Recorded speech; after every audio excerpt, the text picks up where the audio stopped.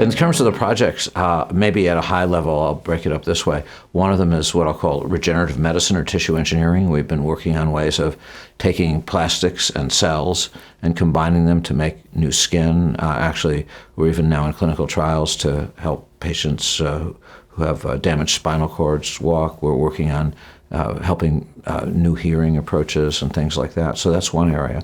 Second area is what I'll call nanotechnology.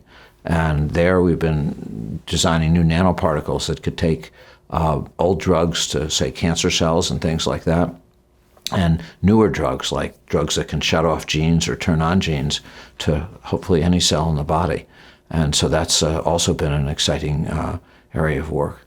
And the third one, I guess I'd say, is more broad-based, what I'll call drug delivery systems. And we're designing new pills that people could swallow that might last for a month or even a year. We're working on ways that you could swallow pills that could deliver even proteins like insulin someday.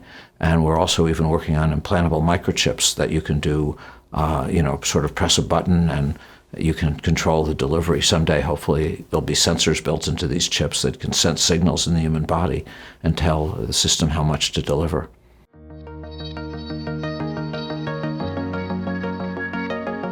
The approach that we've used, actually, which is now in clinical trials, is we've designed a scaffold, and that scaffold could also have stem cells in it.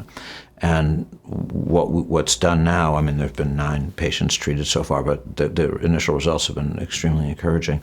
If you get the patient, say, in the first week or so, you put in this implant where the break is, where the lesion is, and it really seems to prevent scar tissue, cyst formation, and things like that. And so the patients have, well, so far over 60% of the patients have shown significant improvement in the first 6 months, which is much, much higher than normal.